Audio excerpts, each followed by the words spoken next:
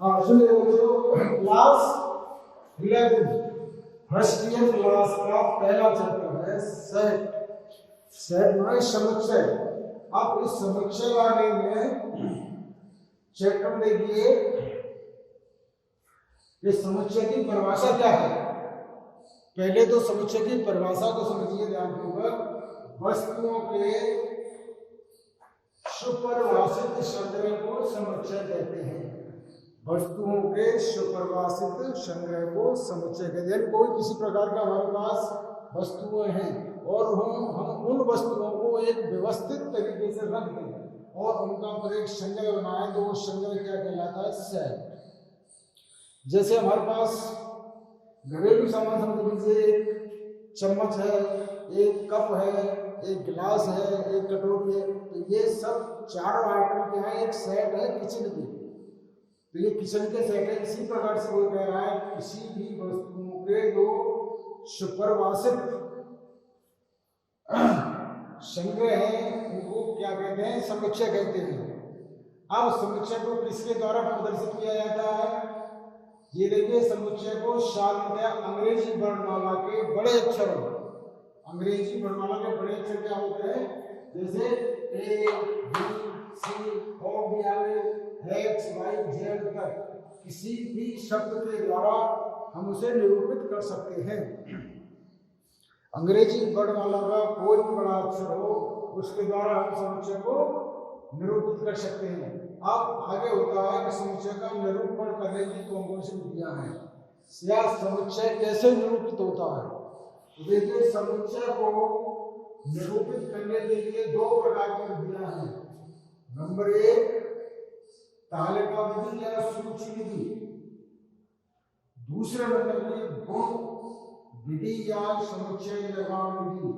दोनों ही विधियों का आपको प्रयोग करना है। दोनों ही आपके कोर्स में है, दोनों के ही सवाल आपको पूछे जाते हैं। और देखिए, बड़ा आसान है। तालिका या सूची विधि, इस विधि द्वारा समुच्चय को निरूपित करने के लिए उसके समस्त अवयव, जितने भी उसके अंदर अवयव हैं, वो एक मझले कोष्ठक के अंदर अलग अलग लिख दिए जाते हैं और हर दो अवयवों के बीच में कॉमा का निशान लगा देते हैं, जिससे उनको अलग अलग पहचाना जा सके। तो ये तालिका विधि या सूची विधि के अंदर जितने भी अवयव आते हैं वो सब आपको दिखाई पड़ते हैं, सब क्लियर होते हैं कितने हैं, और ये संख्या अवयवों की ज्यादा नहीं होती। दूसरे नंबर पर गुण विधि या समुच्चय निर्माण विधि। इसमें क्या होता है कि इसको भी जब हम लिखते हैं तो इसमें अवयवों की संख्या ज्यादा होती है, और अवयवों की संख्या ज्यादा होती है तो उसको प्रदर्शित करने के लिए हम क्या करते हैं? समुच्चय ए बराबर महिला कोष्ठक एक्स एक्स लिखने के बाद फिर उस चीज को लिख देते हैं जिसके बारे में समुच्चय बनाना है, समुच्चय का निर्माण करना है। जैसे भारत के सभी नागरिकों का समुच्चय, तो भारत में बहुत नागरिक हैं, इन सभी नागरिकों को दिखाने के लिए गुण विधि या समुच्चय निर्माण विधि का प्रयोग होगा। अब ये बराबर महिला कोष्ठक एक्स भारत के नागरिक, ये स्थिति है। अगला समुच्चय है रिक्त समुच्चय। रिक्त समुच्चय का मतलब है एम्प्टी सेट। एम्प्टी सेट का मतलब है कि ऐसा समुच्चय जिसमें कोई अवयव न हो, रिक्त समुच्चय कहलाता है। जिसके अंदर किसी प्रकार का कोई भी अवयव नहीं होता, वो रिक्त समुच्चय कहलाता है। इसे ग्रीक अक्षर फाई से प्रकट करते हैं। जैसे x² बराबर 16। जब x एक विषम संख्या है तो इसमें x² बराबर 16 है, तो इसको फैक्टर करेंगे तो x बराबर प्लस माइनस के 4 आएगा। 4 कैसी संख्या है? सम संख्या, इवन संख्या है। तो ये रिक्त समुच्चय हो गया, क्योंकि इसमें विषम संख्या कोई है नहीं।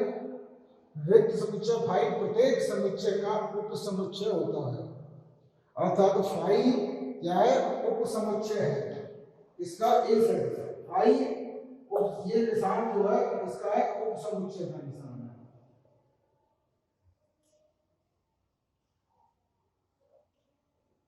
इस निशान को उप समुच्चय का निशान से प्रदर्शित करते हैं।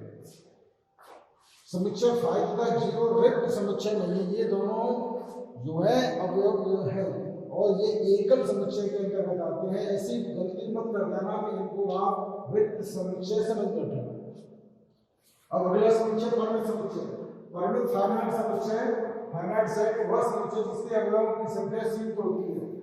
ऐसे समुच्चय जिसमें अवयवों की संख्या सीमित होती है तो परिमित समुच्चय कहलाता है, फाइनाइट सेट कहलाता है। जैसे समुच्चय ए बराबर A B I O you, ये सब क्या है परिमित समुच्चय के उदाहरण हैं। दूसरा अपरिमित समुच्चय।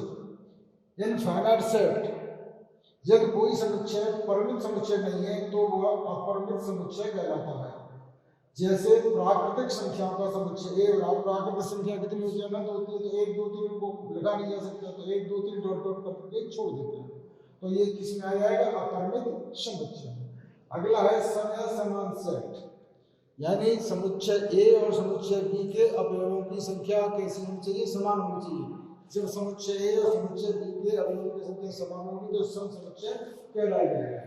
अब देखिए ऐसे दो समुच्चय ए तथा बी के सभी अवयव परस्पर समान हो तो दोनों समुच्चय सम या समान समुच्चय कहलाते हैं। जैसे ए बराबर ए बी, बी बराबर बी, एक्स अवयव ए का है और एक्स अवयव बी का, यानी एक्स के दोनों ही ए और बी सेट के अवयव हैं। इसी प्रकार से नीचे एक्स अवयव बी का और एक्स अवयव ए का। तो आपको रिक्त समुच्चय, परिमित समुच्चय, अपरिमित समुच्चय और समान समुच्चय, ये सब समुच्चयों की परिभाषा याद करनी है और आपको समझना है कि किस प्रकार से ये समुच्चय है। आगे अगला समुच्चय एकल समुच्चय। एकल समुच्चय का मतलब है सिंगलटन सेट, वह समुच्चय जिसमें केवल एक ही अवयव होता है। ऐसा समुच्चय जिसमें केवल एक ही अवयव होता है एकल समुच्चय कहलाता है। जैसे किसी समुच्चय के अंदर एक संख्या है उसको एकल समुच्चय कहेंगे। जैसे देखिए x सब्सटेंड x माइनस के बराबर 3, ये 2 इधर आएगा तो 5 हो जाएगा, x बराबर 5, 5 क्या है एक अवयव है, एक अवयव है जिसका मतलब ये एकल सेट है। दूसरा समुच्चय उप समुच्चय सबसेट, ये दो समुच्चय ए तथा बी, इस प्रकार के दो समुच्चय हो हमारे पास ए और बी कि ए का प्रत्येक अवयव बी में हो, अर्थात ए के सभी अवयव बी में हो तो ए को बी का उप समुच्चय कहते हैं। और इसको प्रदर्शित किया जाता है कैसे, ए उप समुच्चय बी के द्वारा, ये इसको निशान देता है, ए उप समुच्चय बी लिखकर प्रदर्शित करते हैं। अगर नहीं है तो उसको काट देंगे, एक क्रॉस का निशान लग जाता है, ये क्रॉस बी लिखकर प्रदर्शित करते हैं। जैसे अगर उप समुच्चय है तो क्या करेंगे, ए बराबर 1 2 3, बी बराबर 1 2 3 4 5, यानी इसके ए के जो अवयव हैं 1 2 3, बी के अवयव में 1 2 3 4 5 ज्यादा है तो ए क्या है उप समुच्चय है बी का, अर्थात ए उप समुच्चय है बी का। अगर नहीं है तो देखिए क्या कंडीशन है, या उल्टा है, ए बराबर 1 2 3 4 5 और बी बराबर 2 3 4 5, यहाँ ए संख्या जो 1 है वो बी में नहीं है। अगर बी में नहीं है तो जो ए उप समुच्चय नहीं है, उप समुच्चय नहीं है तो क्या लिखेंगे, ए उप समुच्चय नहीं है बी का, क्रॉस का निशान लगा देंगे। अगला इसमें सोचेगा प्रत्येक उप समुच्चय स्वयं का उप समुच्चय होता है, अर्थात तो ए सेट का ही उप समुच्चय है। इतना आपको ध्यान रखना, आगे नेक्स्ट टाइम हो रहा है। उचित उप समुच्चय किसे कहते हैं, यदि ए तथा बी वो इस प्रकार के समुच्चय हैं कि समुच्चय ए के सभी अवयव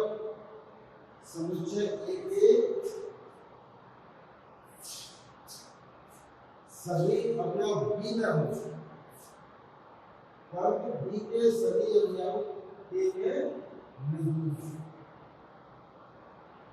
अर्थात ए क्या हो,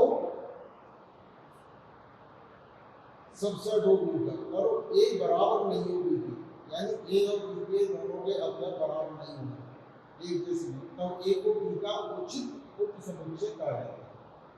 प्रतीकात्मक भाषा, प्रतीकात्मक भाषा में x अवयव है a का, इंप्लाइज x अवयव होगा b का, तब a उपसमुच्चय होगा b का, परंतु b भी होगा a का। कोई भी समुच्चय स्वयं का उचित उपसमुच्चय नहीं होता है, ये ध्यान रखने की चीज है। कोई भी समुच्चय स्वयं का उचित उपसमुच्चय नहीं होता है। दूसरे नंबर की बात है रिक्त समुच्चय भाई ही किसी समुच्चय का उचित उपसमुच्चय नहीं होता। एग्जाम्पल के तौर देखिए, माना a बराबर 1 2 3, b बराबर 1 2 3 4 और c बराबर 1 2 3, तीन समुच्चय हैं ये 1 2 3। a के सभी अवयव b में है, a के सभी अवयव b में है 1 2 3 1 2 3 याद है, और तो b के सभी अवयव b में नहीं, क्योंकि b में 4 है b में नहीं। अतः a का उचित उपसमुच्चय है, अतः a क्या है, b का उचित उपसमुच्चय है। दूसरी ओर a के सभी अवयव c में है, a के सभी अवयव c में है, दोनों का एक जैसा है अवयव, दोनों के अवयव एक जैसे हैं।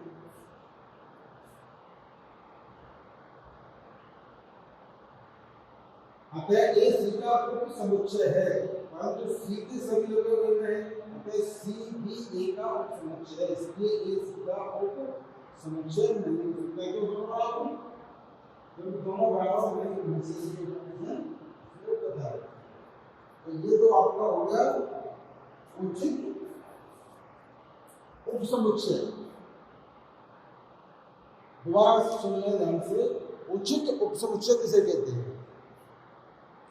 लेकिन एक बात इस प्रकार के समुच्चय है कि समुच्चय a के सभी अवयव b में हों, परंतु b के सभी समुच्चय a में नहीं होने चाहिए। ऐसी स्थिति में a को b का उचित उपसमुच्चय कहा जाता है। जैसे एग्जाम्पल के तौर पर रखा है a में 1 2 3, b में 1 2 3 4, तो b में 1 ज्यादा है 4 नंबर वाला, और a में 1 2 3 तक है, तो a b का क्या है, उचित उपसमुच्चय है। आगे नेक्स्ट, अधिक समुच्चय इसे कहते हैं कि इसकी परिभाषा है कि अधिक समुच्चय की जब समुच्चय a तथा b है, a b का उचित उपसमुच्चय है। दो समुच्चय हैं, एक समुच्चय a है, दूसरे का समुच्चय b है, उस स्थिति में a जो है b का क्या है, उचित उपसमुच्चय है।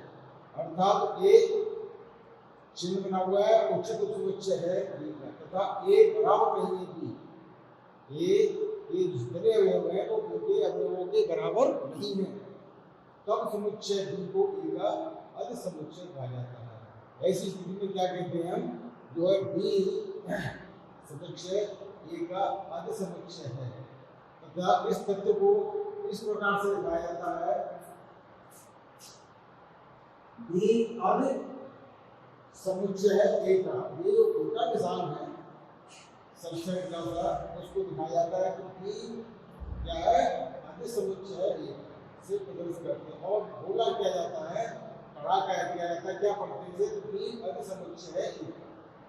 अब इसके बाद अगला टॉपिक है वास्तविक संख्याओं के समुच्चय के उपसमुच्चय। जो वास्तविक संख्या है उनके समुच्चयों के उपसमुच्चय कितने होते हैं? हम जानते हैं वास्तविक संख्याओं के समुच्चय को, हम जानते हैं वास्तविक संख्याओं के समुच्चय को r से प्रदर्शित किया जाता है। किससे किया जाता है? r से। इस समुच्चय r के बहुत से क्या है, उपयोगी उपसमुच्चय हैं, जो नीचे दिए गए हैं। एक प्राकृतिक संख्याओं के समुच्चय को n द्वारा प्रदर्शित करते हैं। प्राकृतिक संख्या किसे कहते हैं? Natural numbers. नेचुरल नंबर्स के समुच्चय को किसे प्रदर्शित करते हैं? n के द्वारा। तो n बराबर मिलना कोष्टक लगा देते हैं 1, 2, 3, 4 डॉट डॉट डॉट करके लिखते हैं। दूसरे नंबर पर पूर्णांकों के उप समुच्चय z से प्रदर्शित करते हैं। जो पूर्णांक होते हैं उनके समुच्चय को किससे प्रदर्शित करते हैं? z।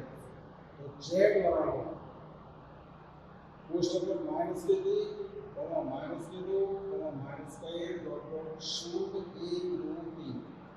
पूर्णांक हमेशा धन में और ऋण में दोनों में हो सकता है। पूर्णांकों का प्रयोग प्लस में और माइनस में। इस निम्नतम अन्य संख्याओं के समुच्चय को q से प्रदर्शित करते हैं। तो q बराबर h सत्य h बराबर p/q। हमेशा कर्वीय संख्याएं होती है, भिन्न के रूप में होती है। तो भिन्न क्या है? p/q का रूप है।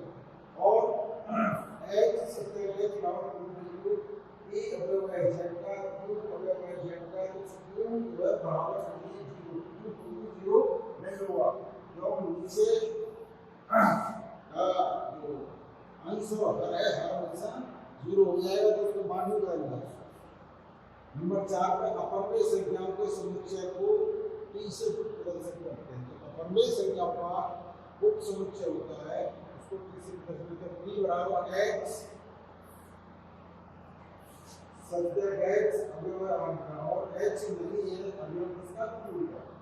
इस प्रकार से 1, 2, 3 और 4 इसकी उपयोगी उप समुच्चय जो है इसकी वास्तविक संख्याओं में उनको आपको ध्यान रखना है। पहला उप समुच्चय, दूसरे नंबर पर वास्तविक संख्याओं के समुच्चय के उप समुच्चय। फिर इतने होते हैं, ये 4 प्रकार के हैं वास्तविक संख्याओं के, नंबर 2 पूर्णांकों के, नंबर 3 अपरमेय संख्याओं के और नंबर 4 अपरमेय संख्याओं के। तो चारों के आपको ध्यान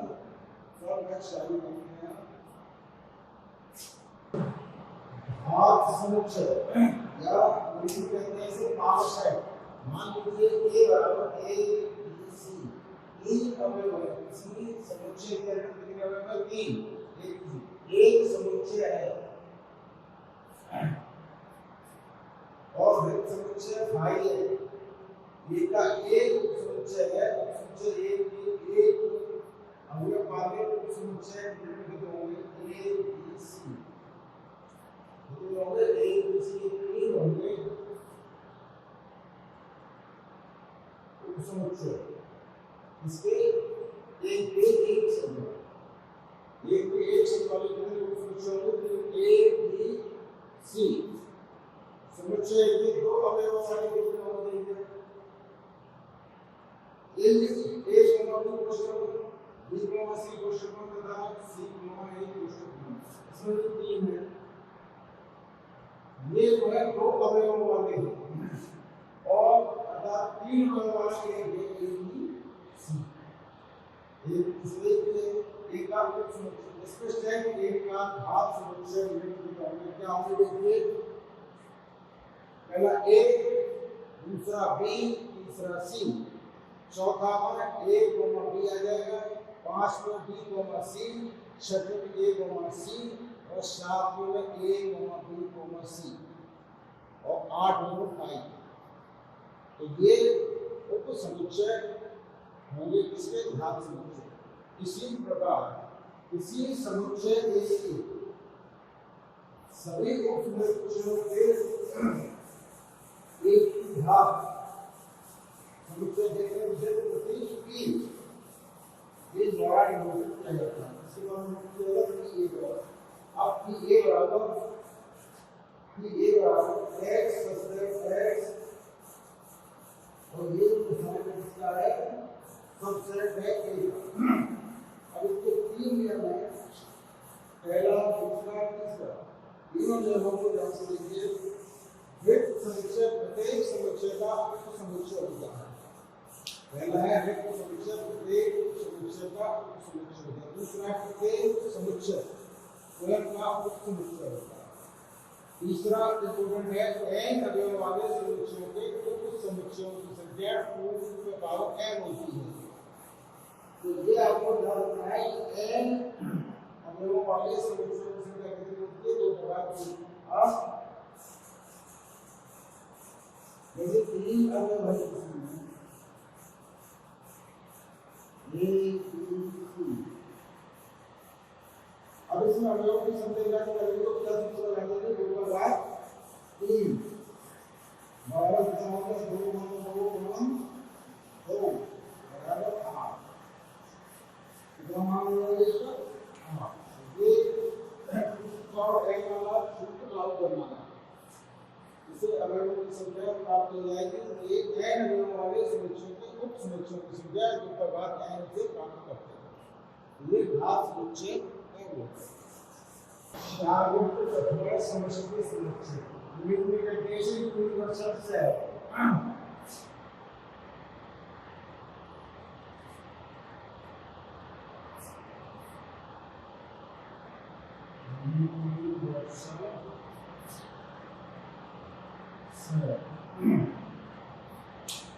मान लीजिए कि हमें एक बराबर 1 2 5 3 अवयव रहते हैं, समुच्चय ए के अंदर 3 अवयव हैं और समुच्चय बी के अंदर 4 अवयव हैं, 2 3 4 और 7।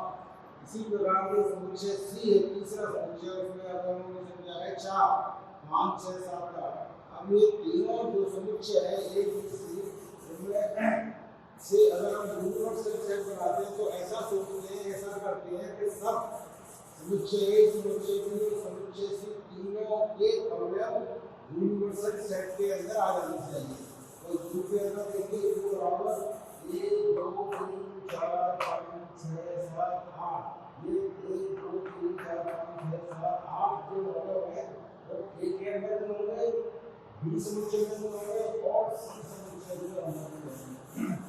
इस प्रकार से अवयवों सेट को कहते हैं शार्वत्रिक अथवा समष्टि समुच्चय।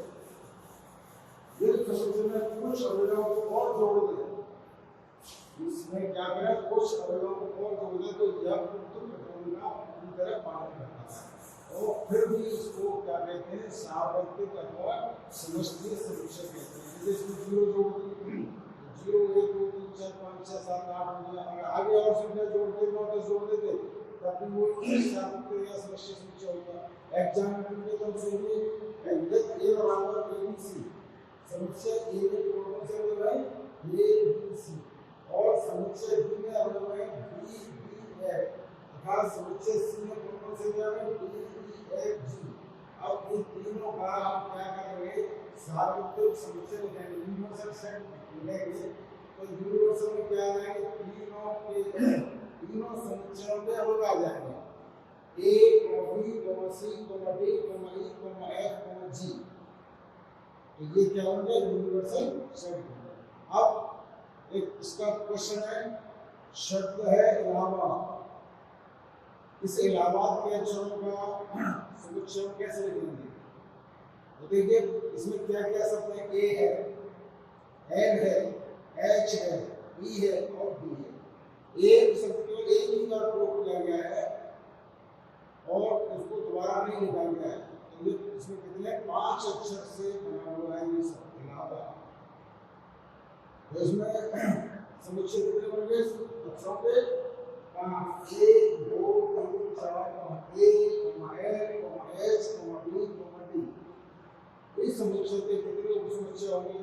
अब देखिए ये 2 3 4 5 2 का घात है, मतलब 5 2 का घात 5 बराबर 2 का घात 2 बराबर 32। कितने हुए? 32 अवयव होंगे उस समुच्चय के।